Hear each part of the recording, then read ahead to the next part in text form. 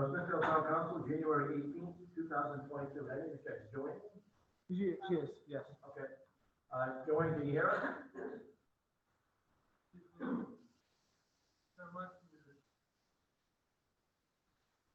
Joanne? Can you hear me? We got you. You can hear me? Yeah, can you hear me? Okay, I can.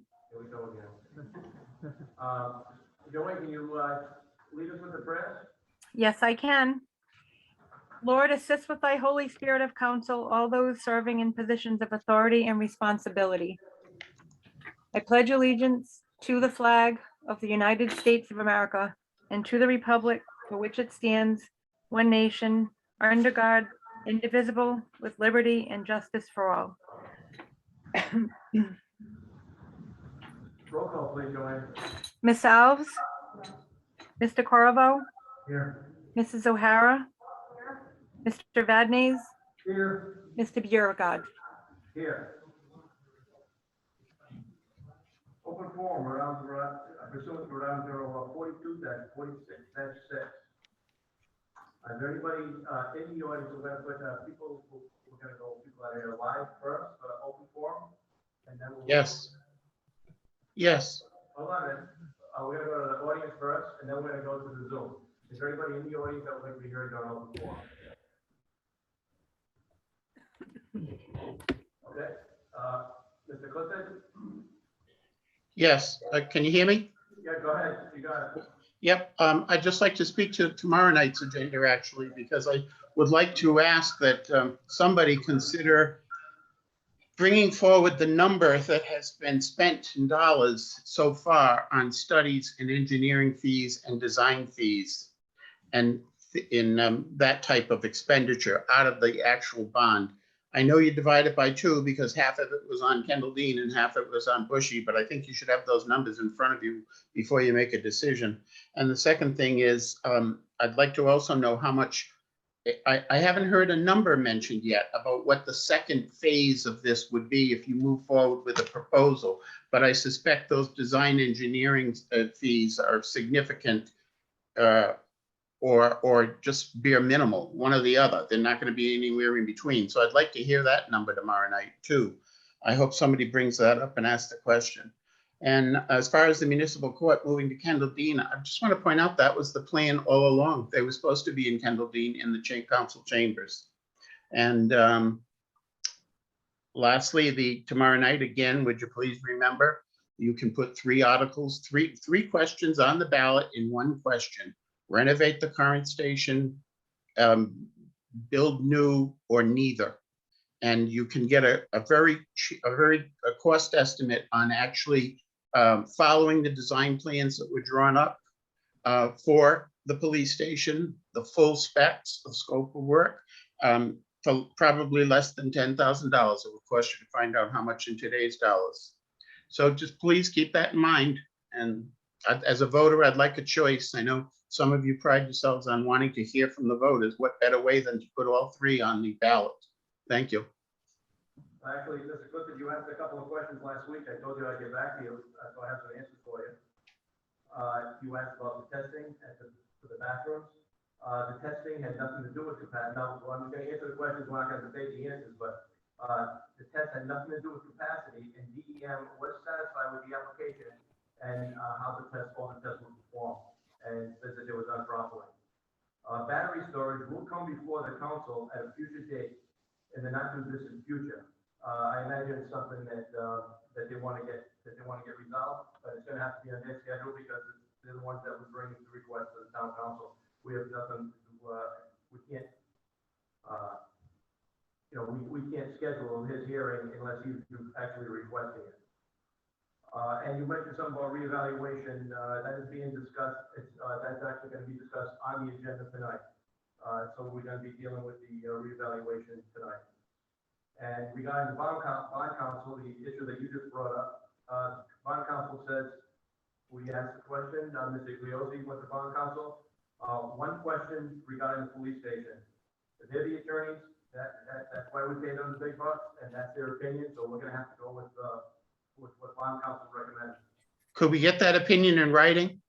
So if those are the answers to the questions that you asked last week, What you just asked now? Could we get the opinion from bond counsel in writing? Yeah, we'll see, I don't think they have a problem with that, I'll inquire about that also. And the last thing is, John, I asked a question, you offered to answer a question for me on Facebook, and I asked the question back, and I haven't had any luck in finding out, where is the holding tank for the septic being located on the property? You did ask that on Facebook, I'm sorry, I'm not on Facebook that often, however, the holding tank, I'm not sure, but all the plans, I was ready to hand you the whole packet last week, but that packet is available with all the plans in the clerk's office. I don't think it designated where the holding tank was on it. So it's gotta be all in the drawings and it's. Okay, are they on the website? Because I'd like to stay digital. Yeah, I can find out about that if they're digital. Okay, thank you. You're welcome.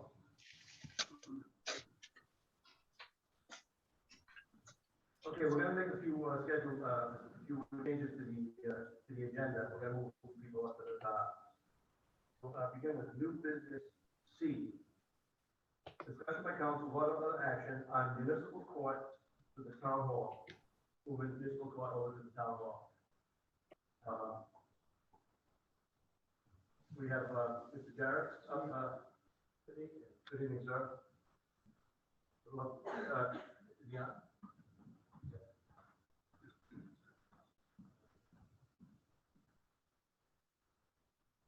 Thank you. Thank you. My name is Aaron Jarrett, and I'm here in my capacity as the municipal court judge for the town of Smithfield. We're located at Skelton Falls, and it works out there very, very well. We meet twice a month, the first and third Wednesdays at 6 p.m. The first Wednesday, we have arraignment, and on the third Wednesday, we have trial. I would say that we approximately average anywhere from 75 to 85 to sometimes 100 cases that we dispose of. For the calendar year 2021, we grossed $109,500. And that's not what the town did. That's about gross. It goes to the state, and then they reimburse as part of the fee. Several months ago, we were requested or asked to transfer the court over here by the Parks and Recreation, and we did a survey and determined that the move would not be adequate for the proper functioning of the court. I understand now that we're being asked again to move the court over to this location. And I have with me Captain Ridge, the court administrator, who would like to share some concerns and issues that the council should be aware of. Okay.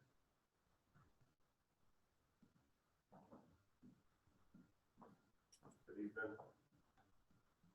Good evening, Captain Russell Ridge, also serving the capacity of the court administrator. Mr. Jarrett had mentioned that meeting. At that point in time, I believe the only reason we were going to move here was due to the Boy Scouts requesting those two additional nights. Kate passed away after the meeting. The meeting was informal. The administrator was here. Rich Pendergast, myself, Peter, Judge Jarrett, Greg Landry. Probably a 20-minute meeting, and at the time it just didn't seem like it was worth the work to move it over here. At this time, speaking with them, it looks like this is going to be a full-time move here. There shouldn't be a problem with moving over here. There are a few concerns, however. Just a couple is just the noise factor, the way the layout is here. Whenever the arraignment happens, the person has to meet with the theater for either a court date or pay a fine. At Scully, it's in a separate room. You get no help, 7 or 8 people deep. Even with the door dividing it, it's still loud. Where my recorder isn't picking up what's actually happening, it's picking up the background noise. So I have to send someone over to silence them. The way the layout is here, that could be a problem.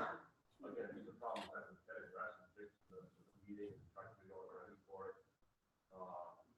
The other one was a layout, just the judge's bench, podiums, I don't know where you want to store those, if you want to leave them out there full time, they are kind of big, they do take up space.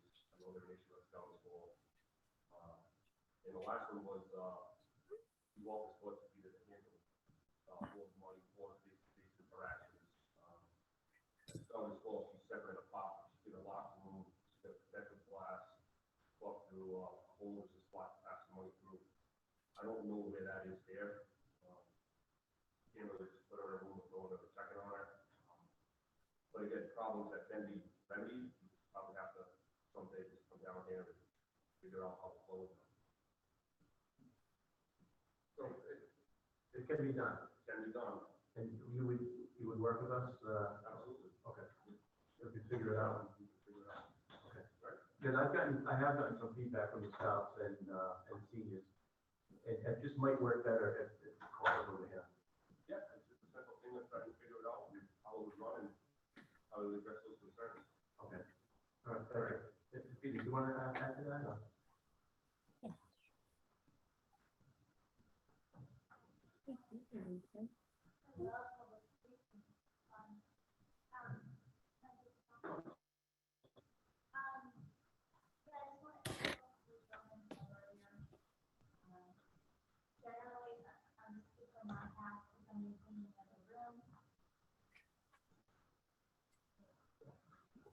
Generally, when people come to pay renews how much they need to pay, they're not too happy, but they're generally compliant and they're okay with it. Once in a while, people aren't too happy because maybe they have a fee enhancement. Most of the people that come in, it's a simple fee violation, or sometimes it's attached to a criminal case. So you may have someone that thought they were coming in and pay $96 and then they walk out paying $231. And they see and cops that they may see in associated costs and not about that. So how simple is a financial transaction? It is mostly charged for some people. So not very transactional sum. Maybe that could be a safety concern. Hasn't been for me, and hopefully that will never be an issue, but I know for the guys behind me, they see it as, we never want that to be a possibility, and that's why they're taking steps to make sure that that will never be a possibility in the future. So for me, I appreciate that, but they're also seeing it as a public safety issue for the townspeople. It's just a way for not only just to protect myself, but for all the people that come to Municipal Court. Our last arraignment, we had on docket 73 people. 73 people were supposed to show up on January 5th. So when we have Captain Ridge, we have Detective Tito, and we have Lieutenant Landry. And that's the way that their presence is to protect everyone that steps in the doors in this court. So I certainly appreciate that, because everyone that walks through the door, and you come in, deal with the business, and do so in a manner that will enhance public safety. So it just will help everyone in the community. Thank you. Does anybody have any questions for anybody? Good. I think if we do this, if we do end up doing this, I think we probably love your opinion and helping with the layout and figuring everything out. All right. Thank you. Thank you, John. Thank you very much. Thank you.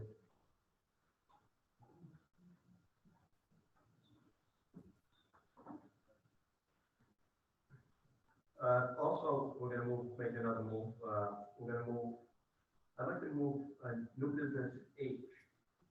Ms. St. George, we're gonna move you to the top. The reason I want to move it to the top is because before people start dropping out on Zoom and in meetings, I think this is a very important topic that will bring to everybody's attention.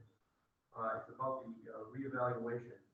And what I asked Ms. St. George to do tonight is just to give us explain how it works, what the process is.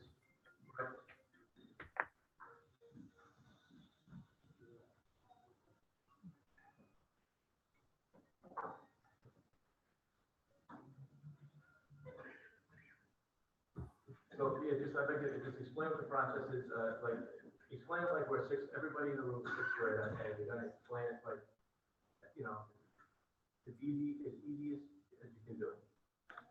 Okay, what the revaluation is, how they're gonna get the notification, what they do at that point, if they're not happy with the number, just kind of walk us through it. You can take your mask off so we can hear better.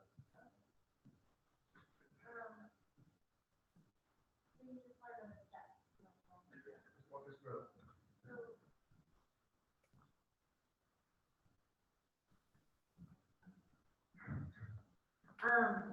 So basically, a rebound is mandated by the state, for every city and every municipality that conducts a property revaluation every 3 years. So every third and sixth year is a statistical, it's based on qualified sales within the town. The ninth year is a full reval, which we are in right now. This is to be completed, includes, all qualified sales, and it includes a physical inspection of each property within the town. A reval is basically a process of estimating values, on real estate based on the current market.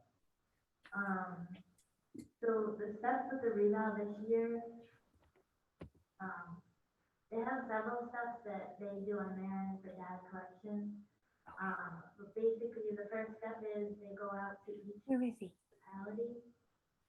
Okay, each municipality.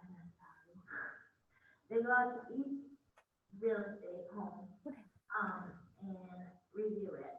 Basically, making sure that nothing was added, nothing was removed, to make sure that the data we have currently is correct.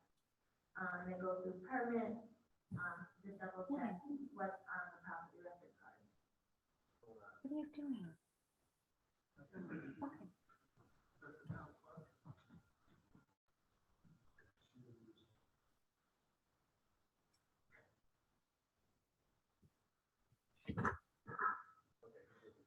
Okay, so they start that, we have 21 parcels in this town, so I believe we're on 13 right now.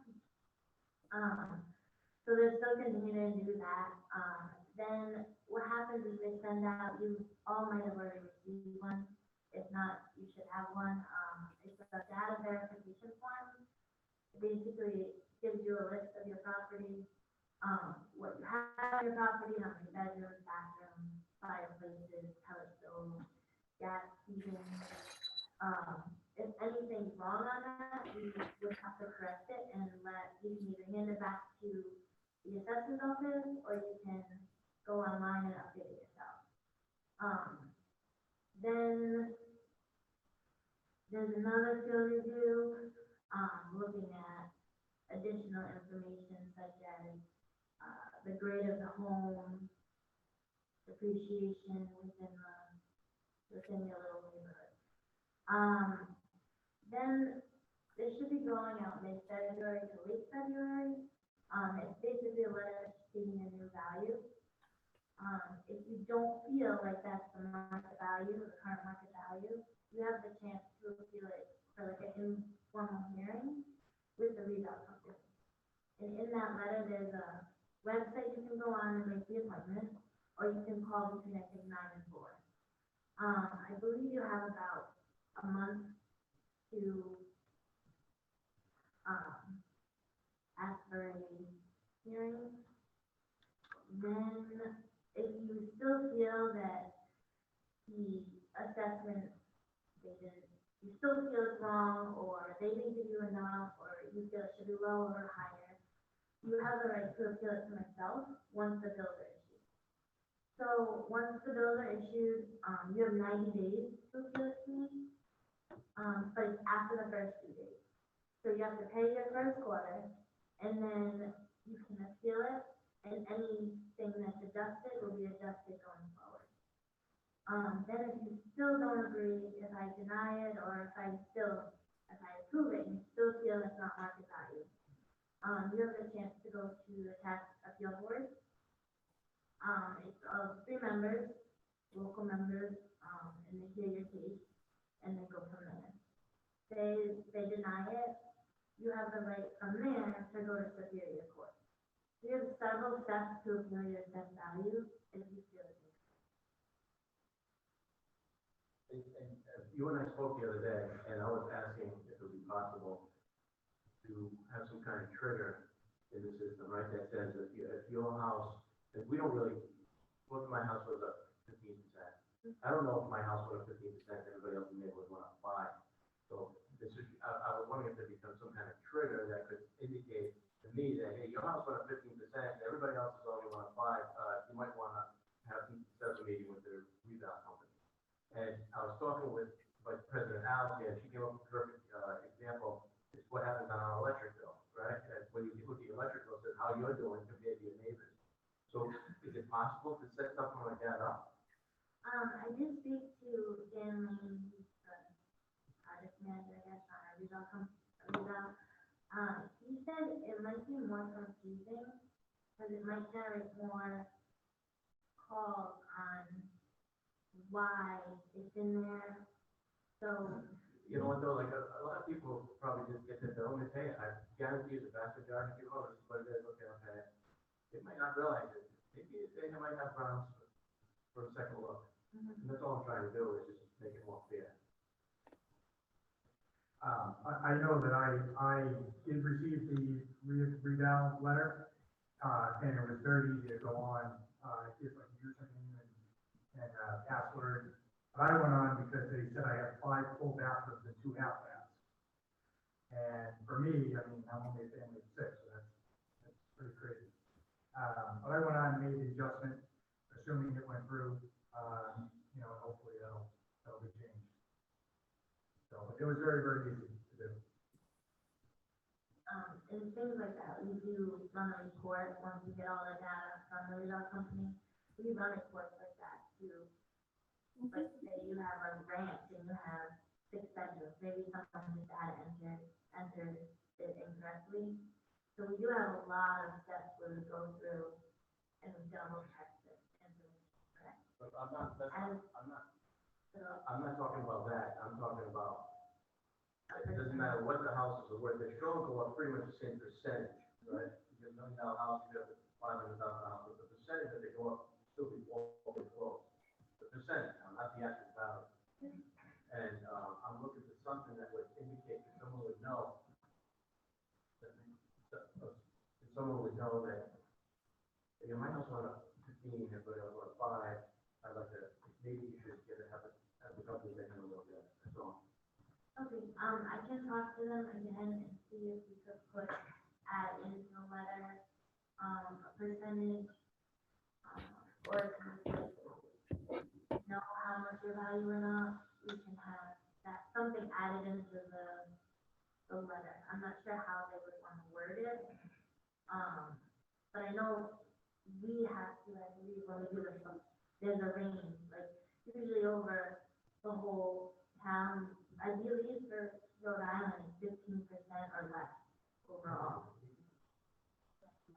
I get what you're saying about the percentage in the letter, but I feel like it's gonna be more confusing for people to say, because yes, yours could go up 5%, mine could go up 10%, but I have a colonial and you have a ranch. Yeah, that's not what I mean now. And The percentage doesn't matter what, the percentage should still be the same, doesn't matter the house.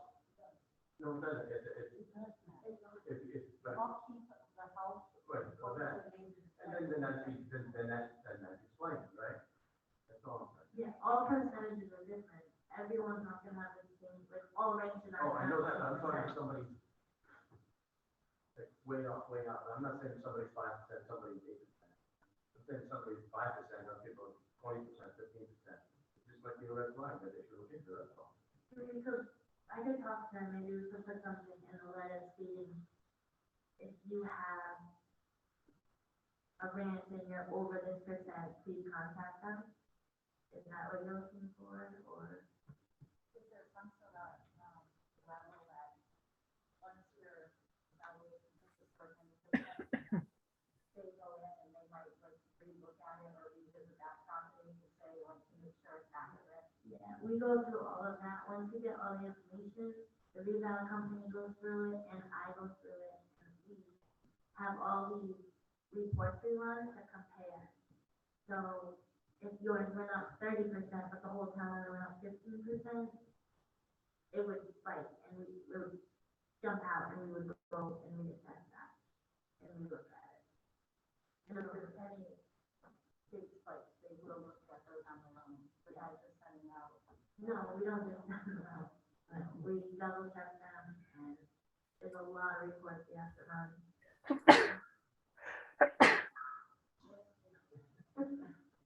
Excuse me.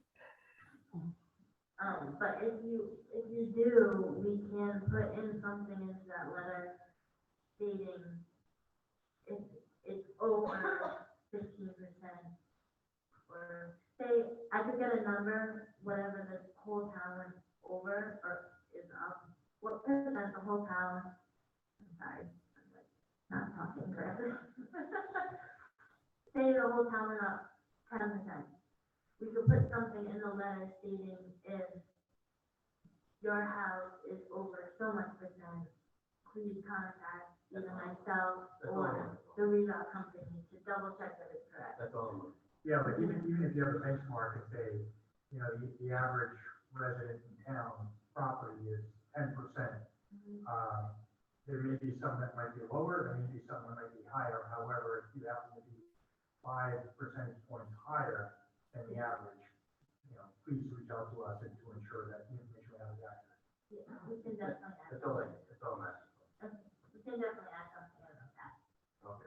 I was confused that what you were asking, I thought you were asking for everyone's percent to be in there. No. Because then it would cause people to call and say, why my name is up 10. Okay. All right, we're on the same page. Yes, All right. okay. All right, thank you. And also I did, if you had any more questions, there is a PowerPoint presentation on Northeast Rebound, explaining the process of the rebound, why we do it, why it's necessary. Or also we could have someone from the rebound company come in and maybe answer, like have a public and have questions after those letters go out. So they have it. It might be good. But I would say wait till after the letters go out, so they have something Right, to question. okay. All right, thank you. Good. Good job.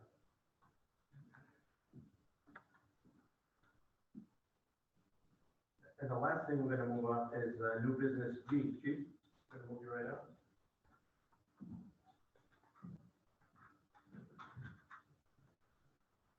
Discussion by council vote on other action on future funding for North Smithfield Fire and Rescue due to demand for emergency medical services.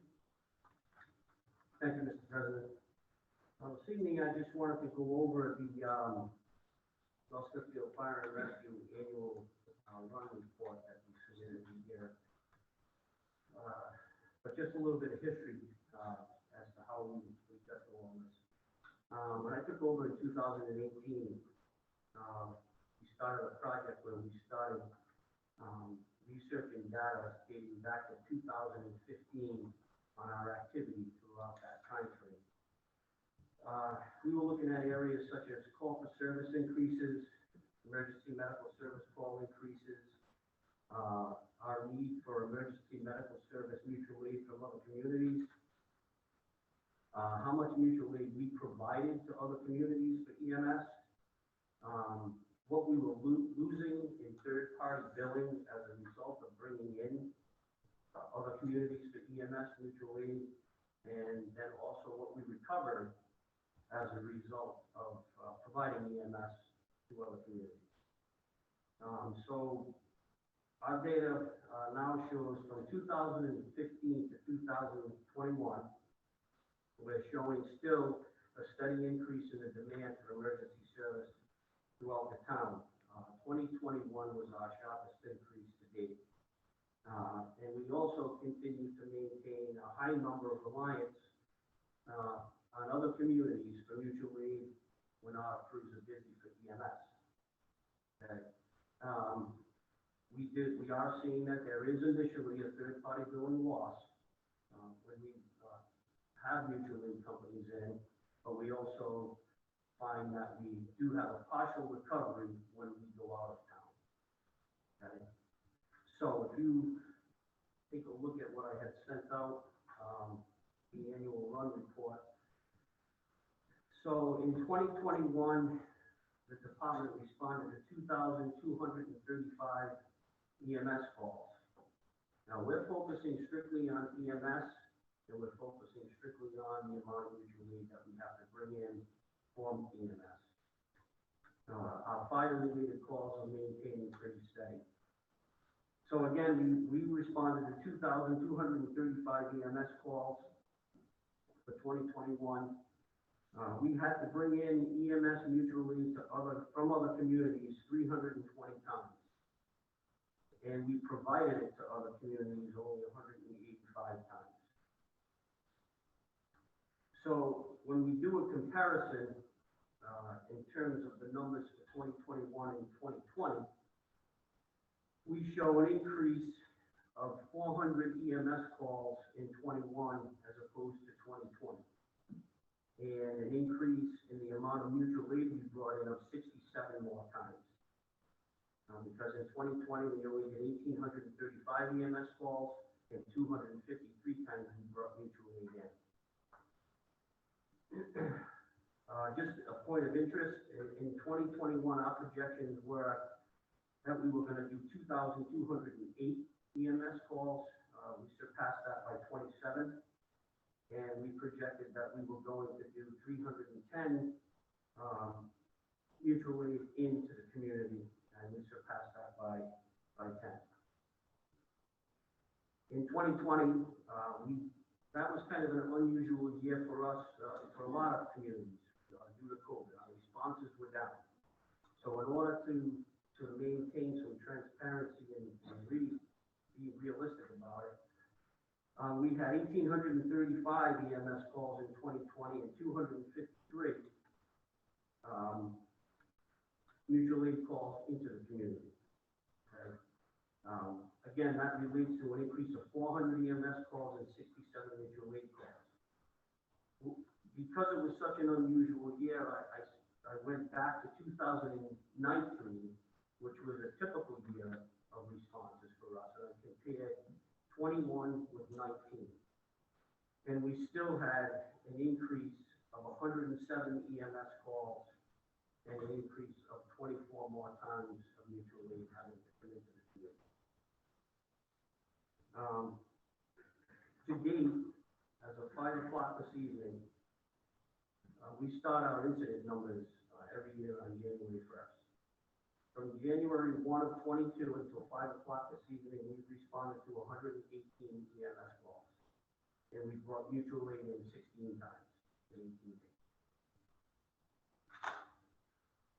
I know that there's been some questions in the past about how often we bring mutual aid in, and we're in another community providing mutual aid. In other words, we're in Smithfield, and now we got to bring mutual aid from somewhere that we're busy. That happened 4 times in 2021, not very many years. That means 316 times we were handling responses in town, and we weren't available to respond. We had to bring in another community to handle it. In terms of the dollars lost from third-party billing, for 2021, we had an average of $93,100 that was lost to other communities when they came here.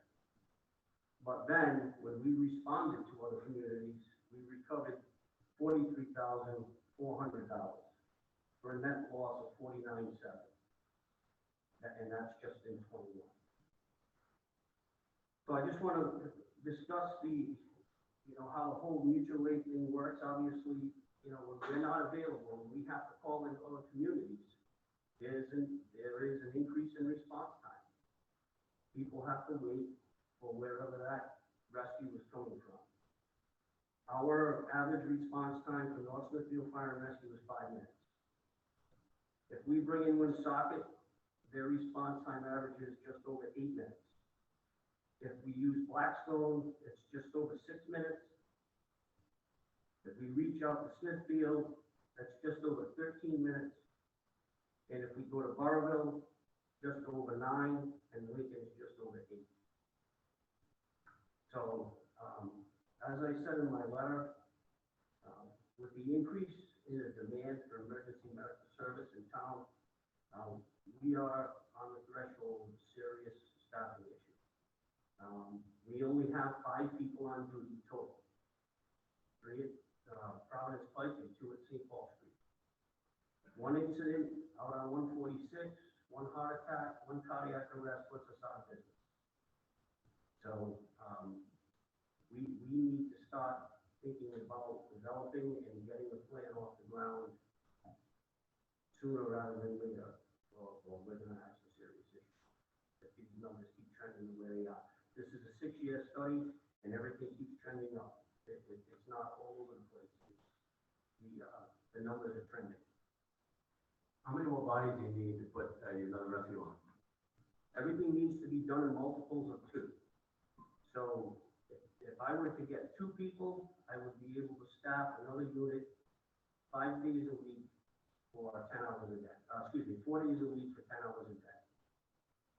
Ultimately, quite honestly, 4 people is really the optimum number, because that would allow me to put 2 crews on duty 7 days a week, 12 hours a day.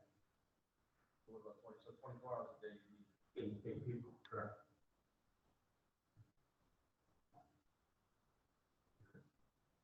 And honestly, that, that helps us on the fire side as well. When we have a couple more pairs of hands on duty, if we have a fire call, they will be able to respond and assist in that as well. Quite frankly, a lot of these mutual aid calls that we have, sometimes we don't even go, because we can't clear a unit from the call that they're on to go to that other call. So Woonsocket may handle it on their own, or Smithfield may handle it on their own. We just don't have the people to go in a lot of instances. So, the increased response times and the increased amount of mutual aid, from our perspective, is unacceptable.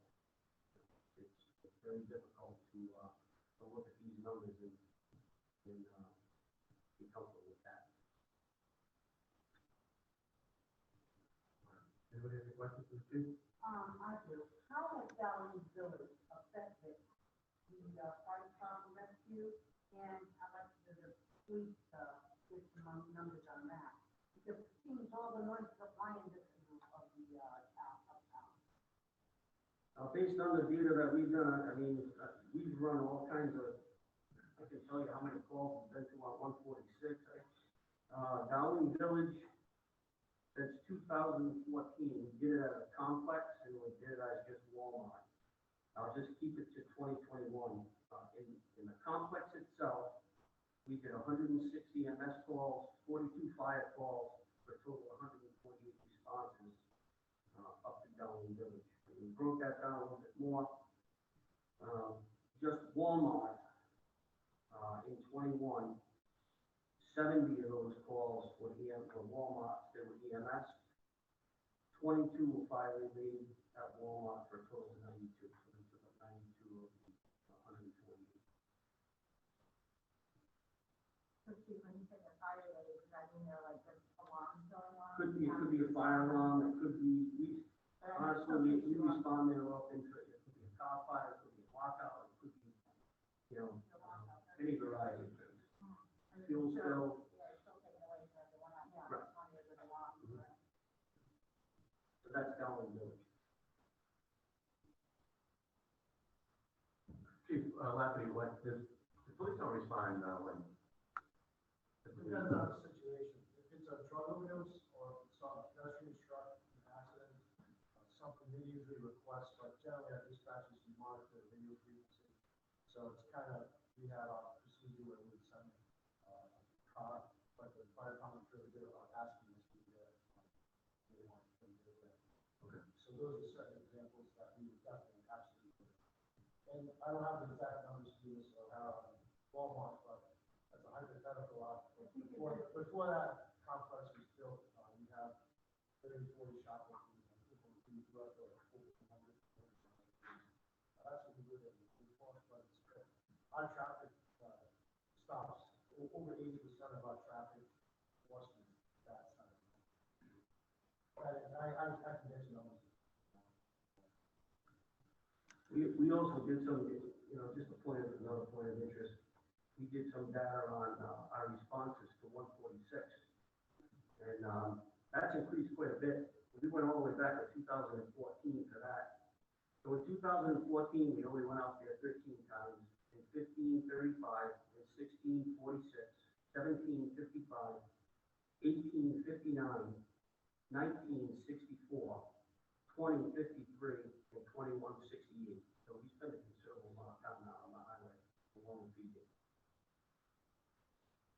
And typically that's rarely do we get, you have a medical call, it's usually a rat or a cop fire. Again, we have a big concern with the staffing. My fear is that if we keep kicking this can down the road, we may crest that hump to where we're gonna be at a high number and continue to decline.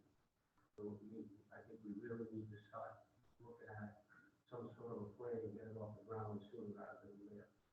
I feel it's pretty, if each station had four people on, whatever, 6 or 12, 24 hours a day, and that's what stop here.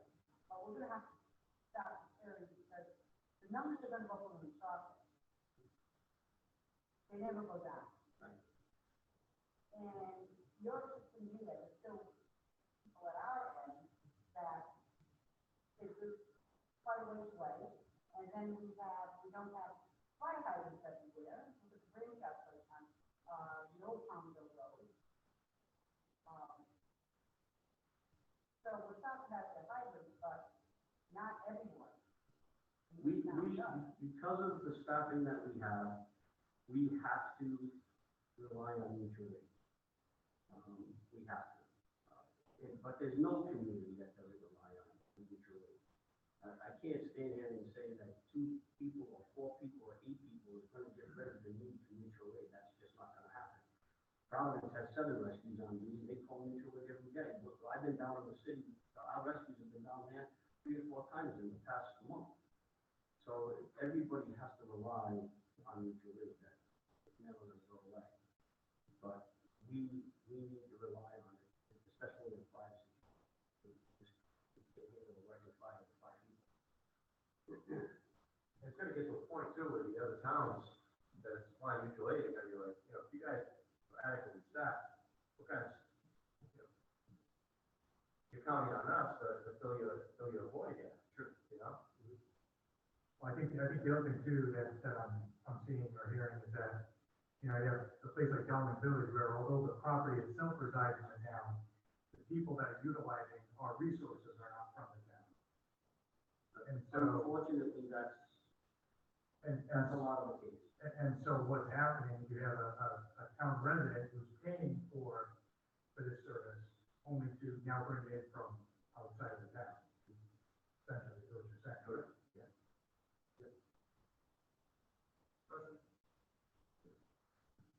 Chief, not to put you on the spot, but going back to responses on Route 146. Yes. And in several years that you compiled, you can see a big jump, 2014, 13, 35, 40, 50, 59, 64. COVID slowed things down a little bit in 2020 to 53, now we're back up to 58. So when you're tracking this data, and you say 146,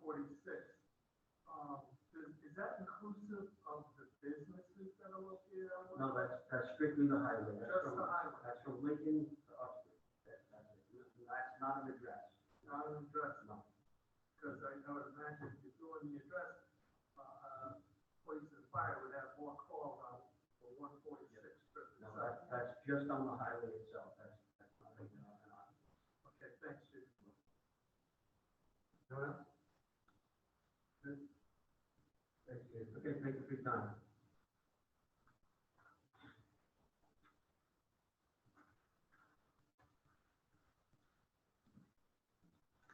All right, we're gonna get back to the order on the agenda. Discussion by council, vote or other action on payment of bills. Does anyone have anything in the payment of the bills that they would like to discuss or pull up, questions or comments? No? I'll entertain a motion to approve. Huh? Thank you.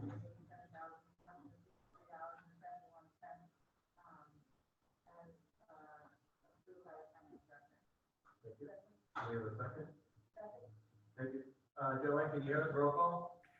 Sure. Ms. Alves? Mr. Corvo? Yes. Mrs. O'Hara? Mr. Vadnez, Yes. Mr. Biragad. Yes. Discussion by council, vote or other action on consent agenda. All items listed in this section are considered in one motion. There will be no separate discussion of these items unless the council will so request. In which event, the item will be removed from the consent agenda.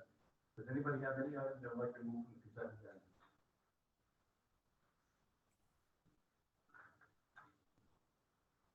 Entertain a motion to approve the consent agenda. Roll call, please, Joanne? Ms. Alves? Mr. Corvo? Yes. Mrs. O'Hara? Mr. Vadnez, Mr. Biragad. Yes.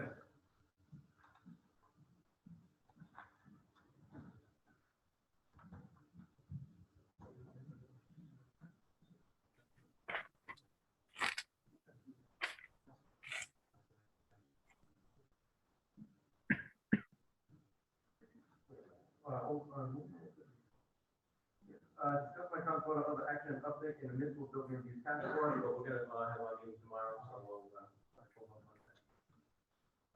And discuss my council vote on other action and update of Halloween review committee. Mr. Corvo, is anything new on that? Mr. Porter, would you like to, say a few words? Why not?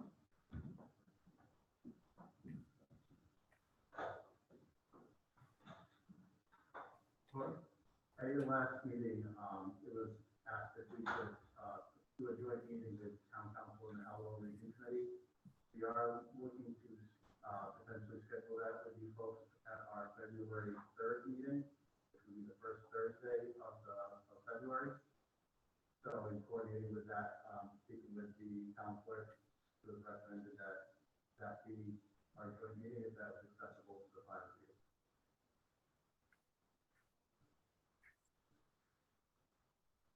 February 3rd? Yes. Thursday. Can we let the clerk know on that, so I don't want to commit right now, I just want to make sure that. Yep, I can email it with her to try to figure out a schedule for what would work best for the five of you, so that was just, I just wanted to bring that request to your attention. All right, so February 3rd is, you guys have a scheduled meeting. If you have a scheduled meeting, then we would be inviting you folks to, join us for that joint meeting that was previously discussed. All right, perfect, thank you. Everybody just let the clerk know what the availability is for that. All right, thank you. Thank you.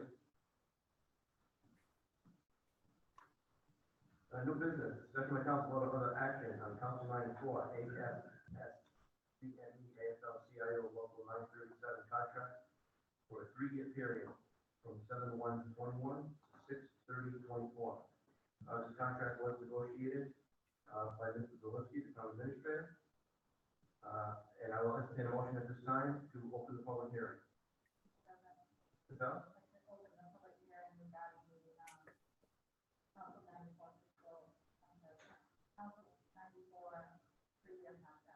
Thank you. Do we have a second? I'm sorry, we have a second? Second by Ms. O'Hara. Roll call, please. Ms. Alves? Mr. Corvo? Yes. Mrs. O'Hara? Mr. Vadnez, Mr. Biragad. Yes. Is there anybody in the audience that would like to be heard on this issue? Come on, up and just take the answer.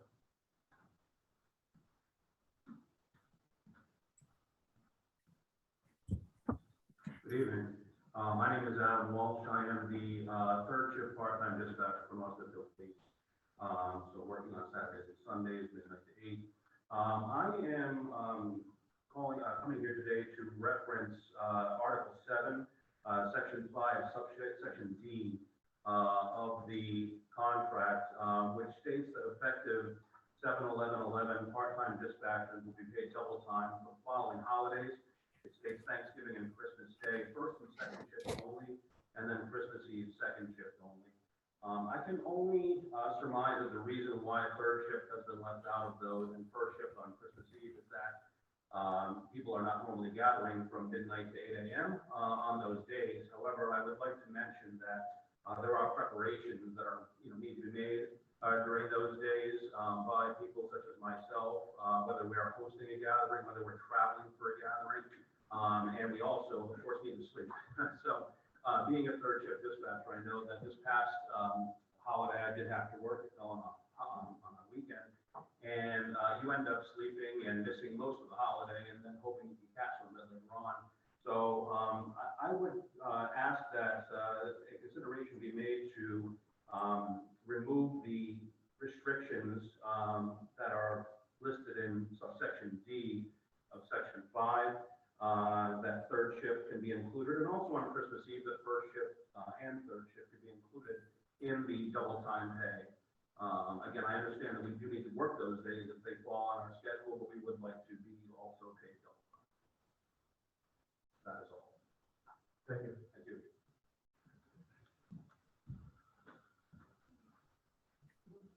Yes, please. This is only pertaining to the police department as opposed to all the other, facilities that closed. Yes, section 5 is specific to the police department. That is correct.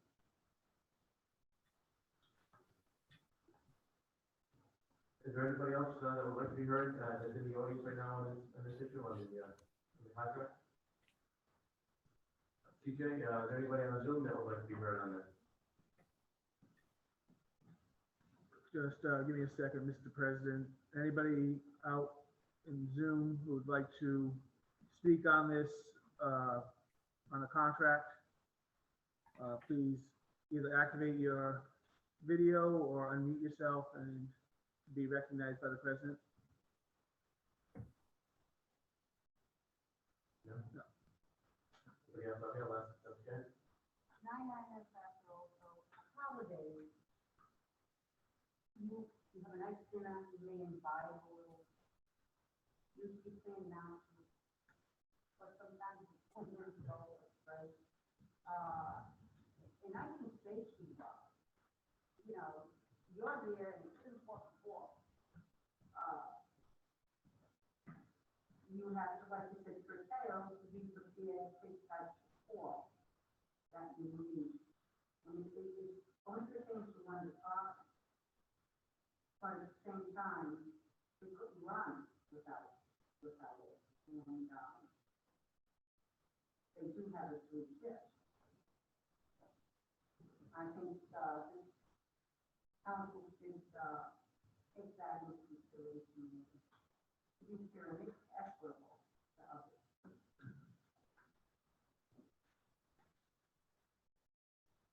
I will, right now, before we talk, we'll entertain a motion to close the public hearing. Do we have a second? Second. Okay, roll call, please. Ms. Alves? Mr. Corvo? Here. Mrs. O'Hara? Mr. Vadnez? Here. Mr. Biragad. Yes. Okay, now, is there any further discussion on this, contract by anybody? All right. I did have some questions on the fiscal impact statement. I listened to the administrator, turning me over to the finance director. I did have a quick meeting with Mr. Jesus. She did explain some of the issues that I was looking into, and most of them were related to salary increases, where 2% became 3.25, became 3.75, and it didn't make sense that the number would be higher at 3.25 than it would be at 3.75. And so she did inform me that some of those changes are due to new positions being created. And in order to create those new positions, we need to create those new positions by ordinance. It's set in the charter and by ordinance. for us to approve this contract without us actually having approved those new positions. I don't think we can do that because the new positions are in the contract. What new positions specifically are you talking about? Page 29, Mr. President. Page 29.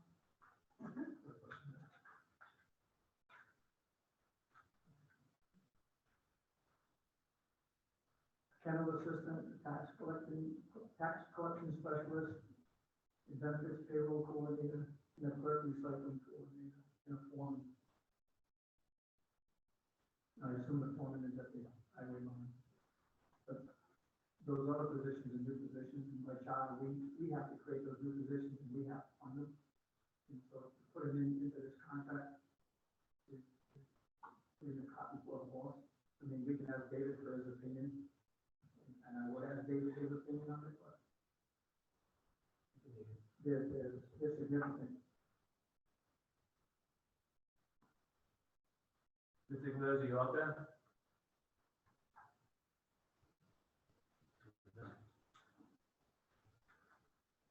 David, can you hear us? Mr. President, I can hardly hear you. Did you hear, Mr. Vadney's concerns about the contract?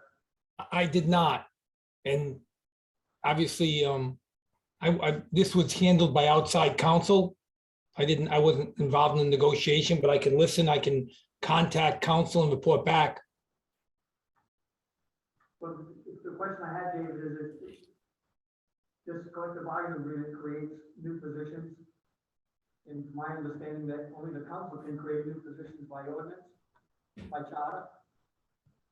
Unless there's, again, if the new positions are created, are they in the classification, personnel classification ordinance already? No, they're not. Then that would require council action. It would require council action.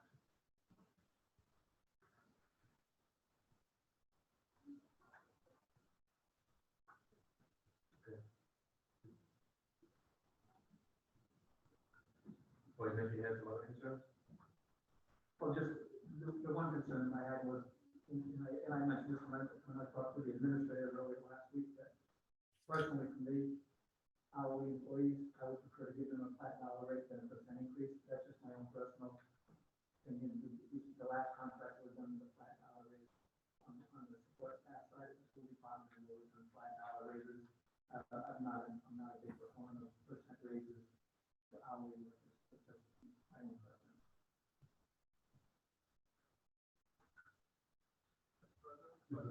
Yeah. So as all council members are aware, we had a continuation of the previous contract for the year 2021. So which there's the start 2022, 23, 24. Now, when we talk about creating, and I agree with Mr. Bennett, we can go forward and bring it to council to identify the description of the job, but we have people already served in those positions, so it's not like we're not adding new heads, we're changing the title. So it's still the same one, with the one exception, we're gonna have, kennel assistant, but that was handled by someone else. So we're not really adding another person. Mr. Centurini, who is the union rep, and by the way, we have the president of local 94 here, Mr. Vanny is here, and so Mr. Horn is here. And if we could listen to them, they'll probably analyze this. We're not creating new positions, we're titling them a little different, we're giving both and takes. Now, before I, if you will, with your indulgence, if you refer to that, I want to point out a couple things to everybody. Why this contract, this is, I think, is a win. I don't feel that our employees are being properly remunerated. I know that's going to be in the press tomorrow. I'm not giving away the family jewels here. But we did a quick survey, and one of the things that's very prevalent in today's news, this is Bloomberg, very trusted, reliable source. There's a 7% inflation rate right now, 7%. I actually looked at some of the things that we purchase under that 7%. Fuel gas is up 58.1%. Used vehicles, 31.4%. The amount of money we're paying our employees, it's very difficult to buy a new vehicle. So then probably, they can, but used vehicles of meat, 20%, poultry, 6, fish, 14.6. There's a whole bunch of them there. So we also took a look at some of the usual surrounding communities. Now, I know some of the argument here will be, well, they're bigger than us. Sure they are. They have more revenue, and they probably have 2 to 3 times the people working in their departments that we have. So following up on that, I've got a couple of things here that we performed today, as much information as we could. Some of these communities that we asked for are in negotiation. So, for a laborer's position, they stopped today in North Smithfield, it's $20.59. It's 27 in Smithfield, it's 23 in Lincoln, it's 25 in Burrowville. We're less than $3.59 an hour for a laborer starting in North Smithfield. Foreman, an average, 70 cents less an hour. Recording clerk, an average of those communities. $2, we pay $2.09 less than a tax collector compared to these other communities. It's $1.07 less. So I know you've looked at these numbers. I think you feel, you're compassionate, you feel the difference here. We need to recognize the work that our people do. We have less people, and we probably have less come in. But these are things I would like you to take into consideration, if you will, Mr. President. Mr. Senatorini's on here. He represents Local 94. We have the president of the local union and the vice president of the local union. May I call on them, please? Gentlemen, did I misstate anything? Are we adding heads or are we just changing titles? Yeah, no additional bodies or anything there. The Department of Public Works. Mr. Dunn, Mr. Dunn, if you mind coming up, identify. Not questioning the FTEs. I'm questioning that we're creating new positions. I understand, Paul, here. I know. That's my issue. That's my only issue, that we need to create these positions by ordinance, go through the process. I'm not questioning whether they're new people or we're adding people. We're not. That's not the case. But it's important to make that differentiation because these jobs are being done by people with a different title. So that's why I brought it up. And I'd like to bring one other thing up. I really think I'm behind, referred to that. It's a team. It may not be in the job description, but, when we want to do something, let's say we're decorating, the depot, this year with our flags and, we'll get there. And if they say 8 o'clock and I'm there, they show up. It may not be in the exact, and I've been up there, and I'm not like the strongest person in the world, and I'm trying to drag things out. They don't have the other way. Time after time, they'll go out and see me getting help. They're not running away from work. And you could be seeing them at the Christmas party, you got them stand for the rest of our life. And I think he did a marvelous job, and anyone that works that night, they work there too. They're part of this town. And you see it. So, job description is great, but it doesn't cover everything. Because it's really, I've never heard anyone in your little home away from home, and you spend a lot of hours there, that's not in my job. It's more like, what can I do for you? You know me, if I thought you weren't doing it, I'd say it straight up. Mr. President, may I pose a question to, Solicitor? Solicitor Iglesias, can you hear me? I can hear you, Mr. Administrator. So, there's frustration, and I understand this, on the, union members' part that this hasn't been approved. There's a number of reasons, all very valid reasons why we get it, we go back to some of it. Solicitor, let me ask you this. These jobs and duties, I know Mr. Badney has a computer memory, he's very good at this, Mr. Paul Badney, Councilman, and so James Badney. No relation, by the way. Oh, there is? Oh, there is? There is. Yes, but Today's positions, because of title, the work's being done by people. Is there a way that the council could approve this contract, subject to changing the names of kennel assistant, tax collecting specialist, so that the good people who work for the town of North Smithfield can feel good about this, and we can do this at a later date? The very next council agenda to approve the definition of what our current local 94 members are performing. I guess, well, first and foremost, I want to be clear on what provision Councilman Vadney is referring to in the contract.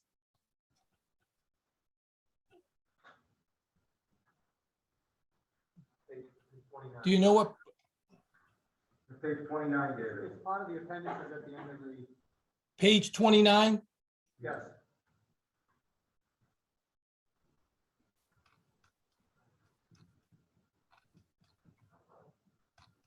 For visual, David, it's right in the center of those two tables.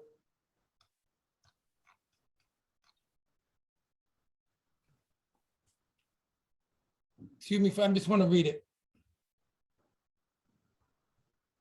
It's also semantics, really. I mean, your job is already being done. It just has a different name now.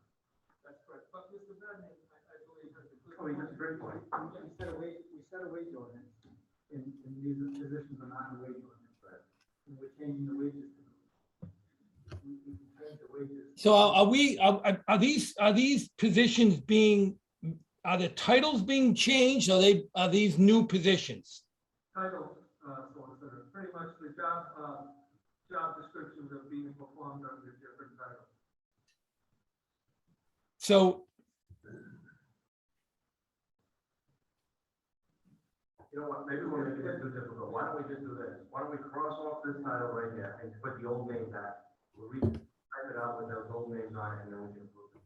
But there's issues to that. It's not that simple. One of those positions is a fiscal clerk. Correct? They're listed as a fiscal clerk today, and we're changing it to a benefits payroll coordinator. Fiscal clerk is in classified listing of jobs. And it's listed in our pay order. This job is not. The new job is getting an increase in pay as well. If you want to leave her as a fiscal clerk, that pay does not go up. We can't change, unless we change that pay for all of the fiscal clerks. It's not only just one fiscal clerk. There are multiple fiscal clerks in the town. Correct? Yeah, but this particular position, this person works Saturday, Friday, weekend, almost 24/7. Anybody in this town has a question, you just had a baby, what are we gonna do? Sunday morning, she'll answer that question, she's very dedicated. So what I'm asking is if you approve this contract tonight, and then I know it's just a wage ordinance, why is that a hindrance coming back at our next meeting and having these titles, kennel assistant, tax collection specialist? These guys aren't getting a raise, it's gonna everything inflation, so why not just, every time give them a hard time on technicality. Everything that's my point. You do it as a technicality, but it's our goal as a council to make those decisions, create new positions, to fund those new positions. And we're gonna be back next week, or the next, and we're gonna make it right, we're gonna. In this contract. That's gonna be retro, no contract. Yes, it goes back to This contract is retroactive. So, When is the next pay period? In 2 weeks. So, you just started a new pay period? Yes, yesterday was the first day. So why can't we approve this, pending the approval of the wage ordinance, and we have a special meeting just to approve the wage ordinance, so that way by the time payroll runs, everything is going through like it should. it's more than approving the pay ordinance. You have to change the whole personnel ordinance to create these new positions. They are new positions. They are new positions. Well, these guys aren't even getting a raise that's gonna cover, that's gonna beat inflation. Just give me a raise, and it's a technicality that we're dealing with this. You view it as a technicality, it's a legal issue. You can't we need to create a new position. We need to change our our ordinance, our own ordinance, our own laws that govern us. We need to change that ordinance. It's gonna take 2 readings of a public hearing to do that.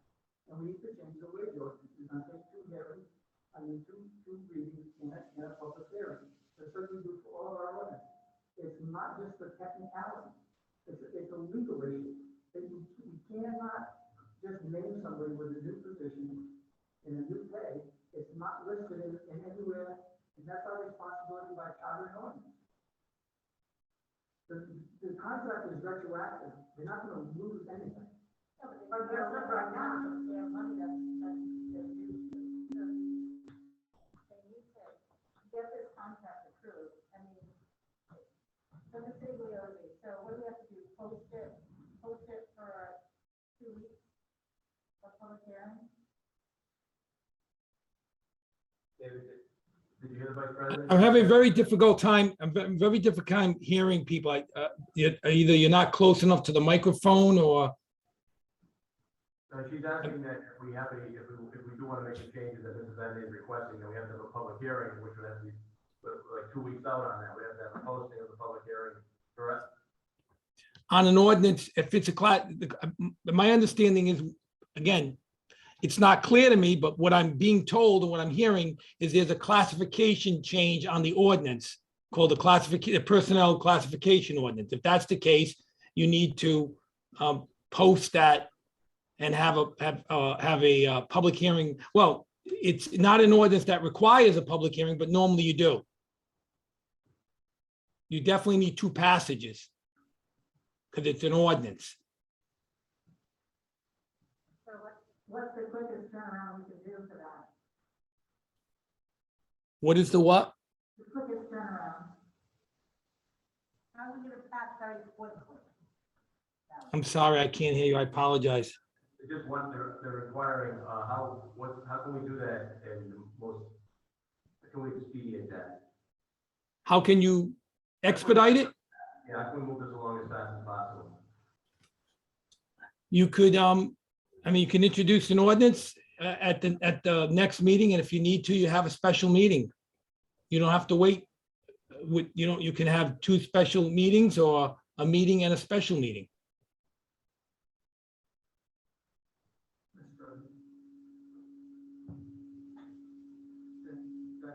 Mr. President, if we were to have a special meeting, let's just pick Monday. So we've got to notice how many days after notice, public hearing Monday. We can do a back-to-back meeting to follow the next day on Tuesday. I believe, is that correct? You have to post it. Is that what I'm hearing? Yeah, we'd have to. It has to be posted. And then for a particular night, I'm just arbitrarily picking this Monday night. And then we have that public hearing on Monday night, then we have the second public hearing on the Tuesday following, the very next day. Would that meet the requirements of posting and having public hearings? I would have to review the timing of that, and if the clerk can meet that timeline, that's a possibility. You want to get it done by next Thursday? Is that what I'm hearing? Well, I'd like to get it done as soon as possible. Now, if it's stretched out to next Thursday, so be it. Can I call you on my cell phone? Maybe you can hear me a little clearer. Yes. All right, let me call you. So be it. We can get it done by next Thursday.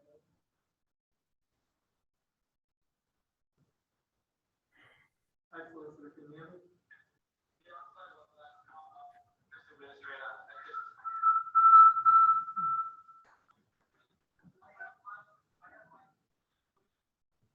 Can everybody hear the solicitor? Yep. No, you can't hear it. David, just do a test, 1, 2, 1, 2. 1, 2, 1, 2. What do you think, Carl? It's not gonna work, huh? We're trying. David, if you could take your speakerphone off and just hold it to your ear. Yeah. Yeah, how's that? Is that better? That's better for me. Is it better for you? I think it's working. I've heard that somewhere before. So David, what Councilor Ralph said, and Vice President Alvin, the President, Laura, I said, can we expedite this? And Mr. Madden has some real good points that we have to change the. Oh, you can still Yeah, so take your phone away from the microphone and then have them shut. But now you guys won't hear it. If I turn this off. Oh, yeah. Okay. David? All right, so, Mr. Madden brought up a point about the titles.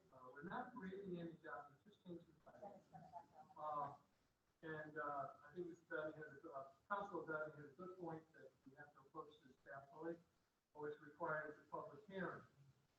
Meeting time, and Vice President Alves as well as President Beauregard both said, let's try to get this done as quickly as possible.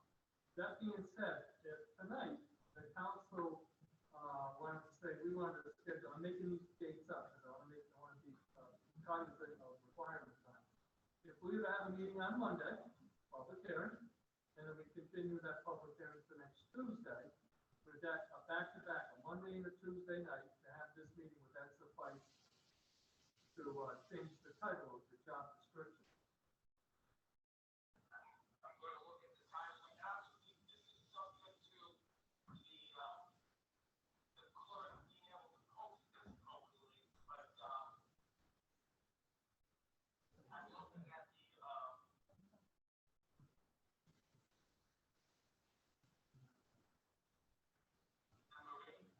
this does require a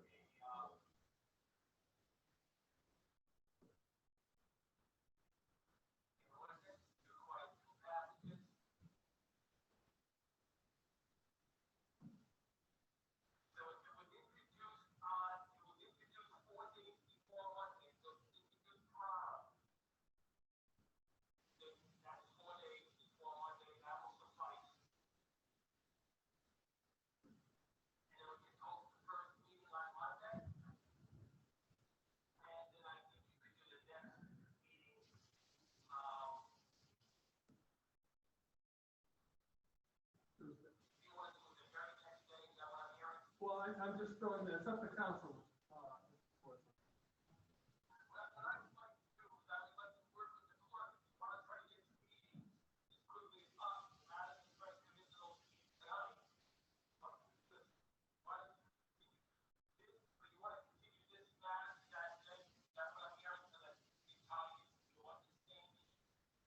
Yeah, if we had to. Now, it's not to convolute the waters. If the council could vote to approve this, and you really can't until we have that change.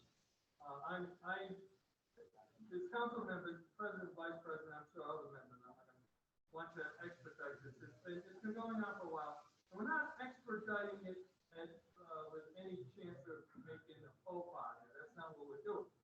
So if you could work with the clerk tomorrow, it would give us adequate time to post it in the newspaper of general circulation. We could have the first meeting on Monday, next Monday coming. And then the second meeting, public, continue that Monday night meeting to Tuesday, where the council could vote on it. Vote, discuss, or other action.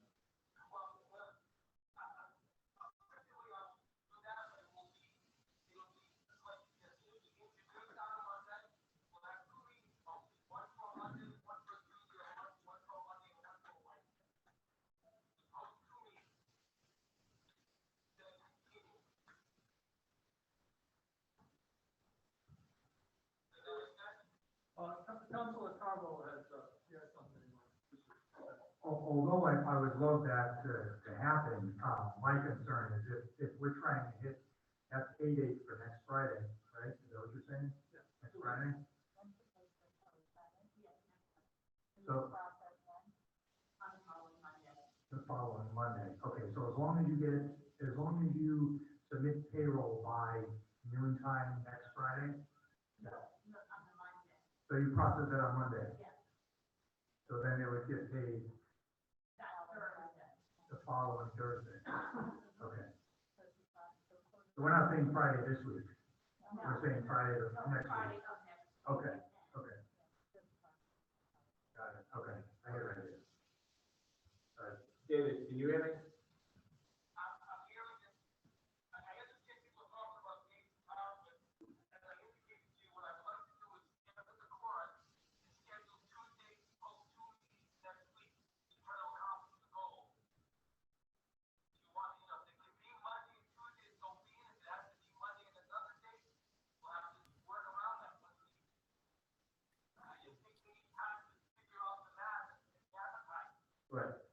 Can you hear me, David?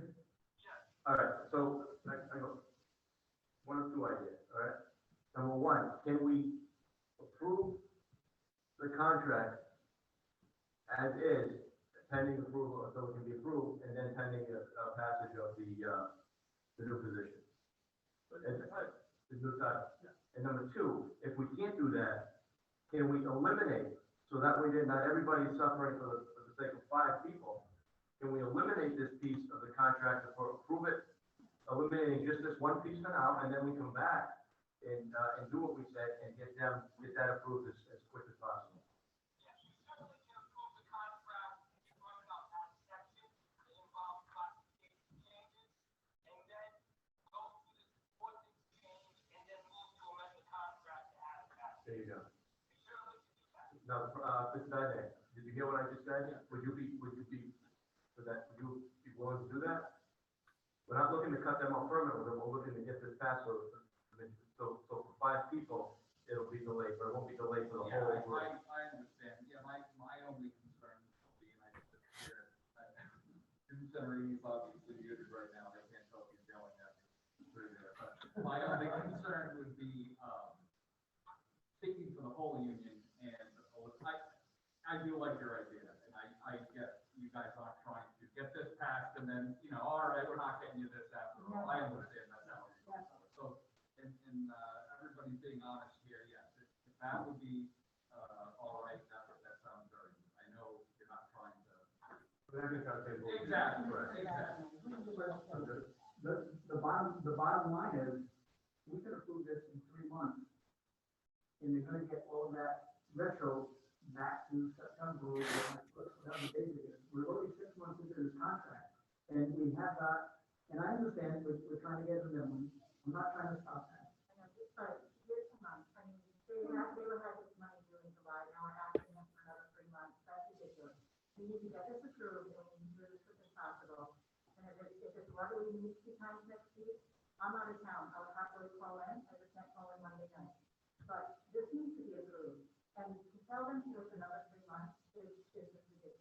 Well, all due respect, we just saw this Thursday, was the first time that we say it. I understand that. And so we need to do, Also starts in July. we need to do our due diligence, and we need to make sure that the thing is properly and legal, because the last thing we want to do is do this wrong. I'm just I cautioning do you. want to do that, but I'm not gonna sit here and say we're gonna keep postponing it until months on end. I'm not trying to postpone, I'm trying to make sure that we do this the right way.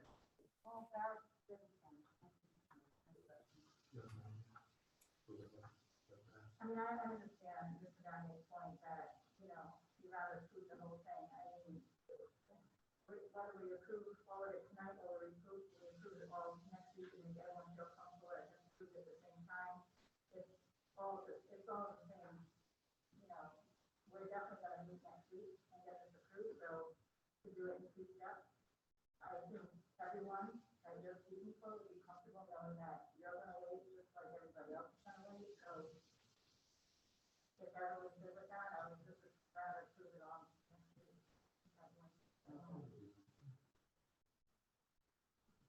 Everyone's more comfortable that way? I mean, obviously, nobody's against it. Yeah. All right, I guess we'll just, we'll take a vote on this right now. So listen, I'm gonna hang up, one more thing, Mr. President, Close is gonna work with the councilor, so all the ducks are in a row, right? So sir, I'm gonna hang up, you okay with that? All right, thank you.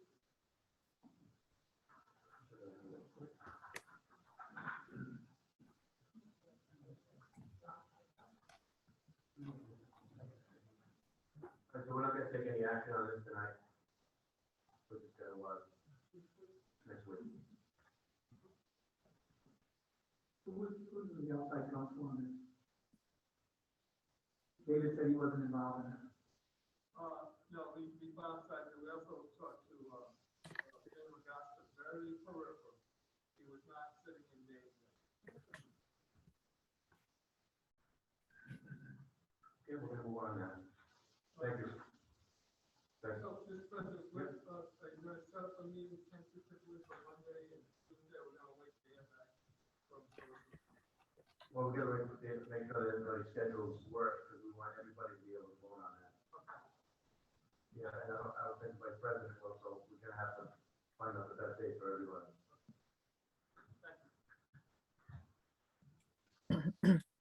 But the good thing is now, we can call it, we can zoom in. So that's a bonus, right? So we can get it done. Thank you, Council. Council, thank you.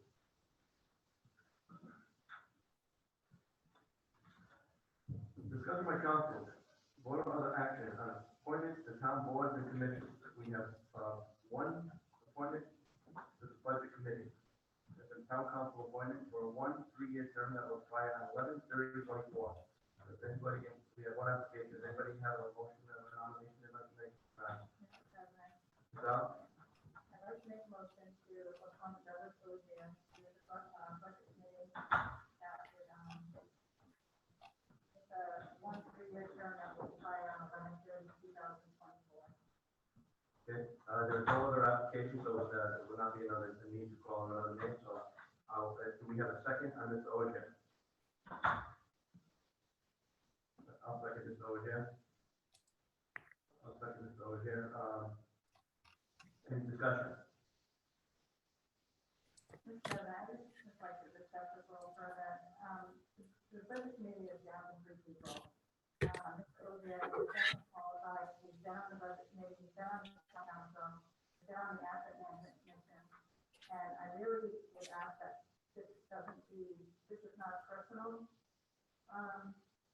vendetta, that we do look for the best person that can be on this committee. We've got, experience, we can help Cynthia, we can help the rest of the budget committee. And I just ask that you kind of look through this and do the best thing for the town. Any further discussion on this applicant?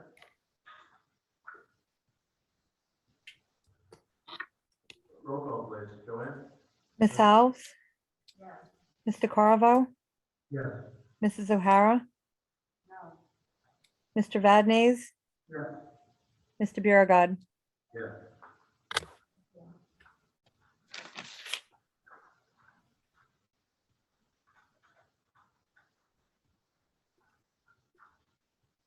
All right, discussion by council, one other action on engineering services for hazardous material testing at the Hallowell School. Ms. Coco? We did not have a follow-up meeting, a couple of weeks ago, but we do have a meeting scheduled, our routine meeting for this Thursday, so this will be, a topic that we'll bring up and. No. What? This has already been recommended to council. No, I understand, but weren't we waiting to? No. No. We're waiting for the council to take action because we recommended that this be done. Right, we thought there was another survey out, another test out there, apparently that was not even found. Right. Okay, they gave it a good job. Yeah. Okay. So my apologies. So, like was brought up, the last town council meeting, this was, something that was brought to the attention of the finance director, using the master price agreement, to issue an RFP, for hazardous material testing for the Hallowell property. We did not have anything on record of a prior test, that was the initial delay. So, the Hallowell Review Committee is recommending to the council, to approve, this RFP, and issue it based on the master price agreement, and I believe, was there was just one respondent, is that right? Okay. There was just one respondent that came back. That's the amount of 6,600, correct? That's correct. Mr. President. Mr. President. Make a motion that we award the proposal to do engineering services for hazardous material testing to environmental consulting and management in the amount of $6,600. And I certainly hope that it will include an asbestos abatement plan, because that's what we really need. That's the piece that we need. Identify it and how to remediate it. And then we can go forward with demolition. That's the important piece of it. Okay, that's a motion, and do we have a second?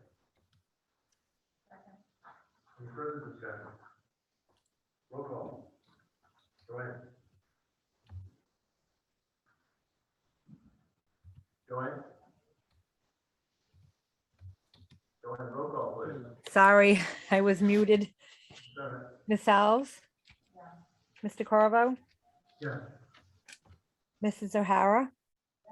Mr. Vadnez? Yes. Mr. Biragad? Yes.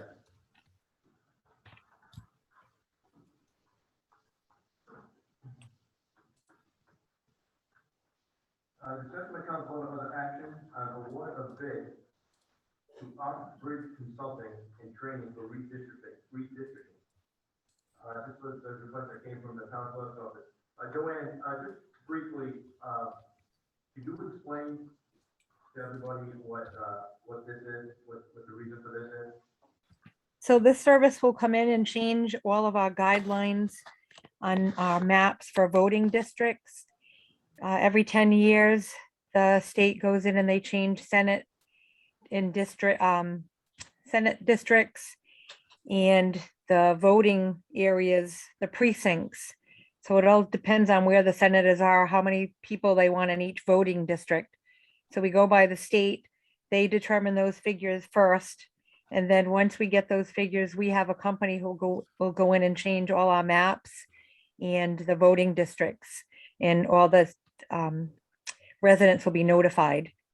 So it's quite a large process. Planning will be involved and the Secretary of State. So this has to be done this year. Every 10 years we do this. Okay, thank you. And this was already put in the budget anyway, right? Correct.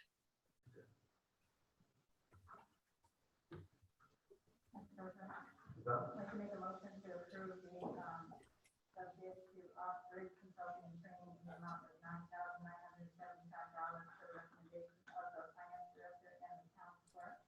And funding will come from the 2022 Board of Canvassers budget. thank you. We have a second. Second. Any discussion? Roll call. Ms. Alves? Mr. Corvo? Mrs. O'Hara? Mr. Vadnez? Yes. Mr. Biragad? Thank you, Sonia. Yes. I want to count. Yes, I could have put it outside.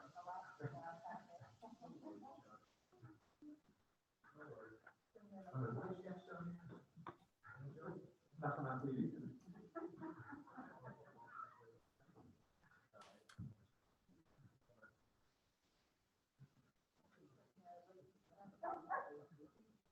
Jeff, I'll do you right now. I'm gonna give you one spot.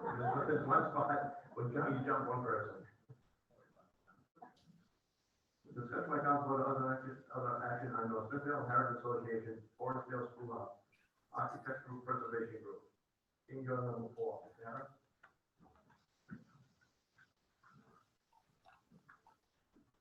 Jeff Harris, 97 St. Paul Street, Chair of the First District Commission. Bringing this up because of two reasons. One, we thought my budget, and two, time. Basically, we saw back to the sashes. During the winter, he's going to remove the sash, or the sash is going to remove.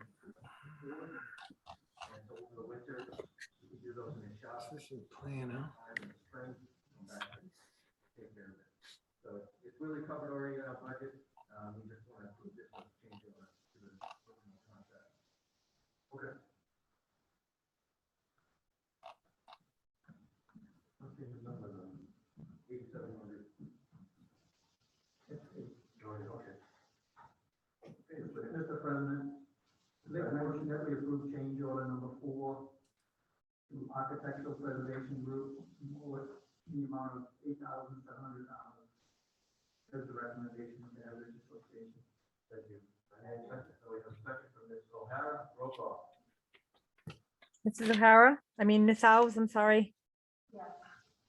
Mrs. DeCarvo? Yes. Mrs. O'Hara? Mr. Vadnez? Yes. Mr. Biragad? Yes. I apologize. It's very hard to hear you guys. Is that right? Jeff, this was listed as an alternate, correct, wasn't it? When you did the original bid, it was listed as an alternate. It was now.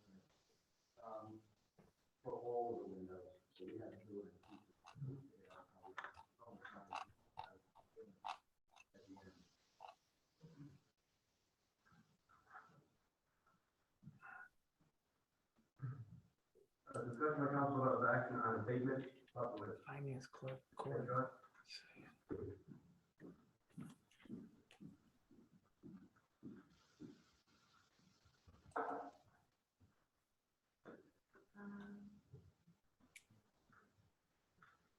So I have abatement in the amount of $5,565.42.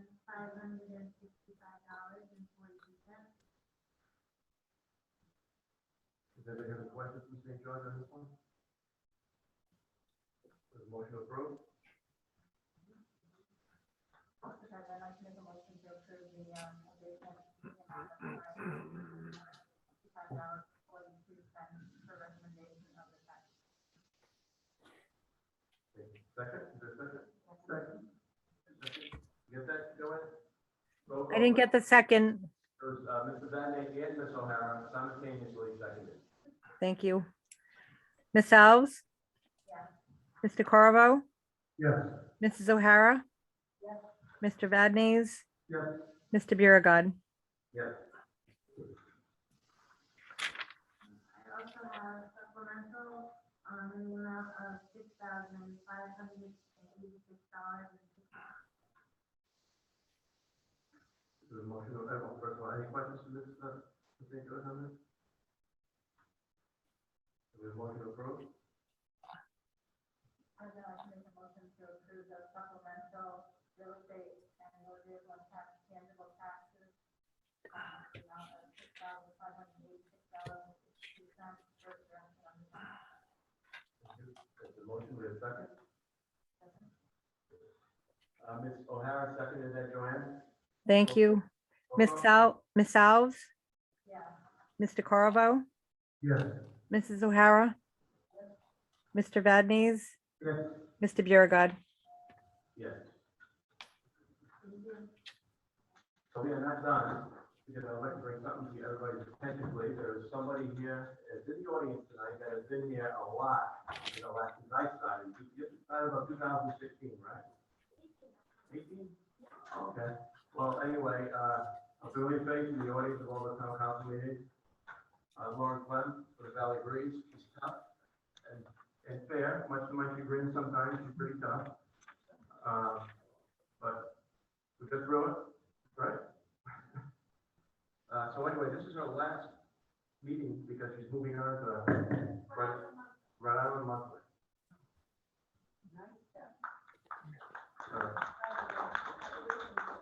Where her position is going to be what? Yeah, step up. Not that, I'm not knocking it down the bridge, I'm saying step up, but move on. Well, congratulations. Thank you. I will entertain a motion to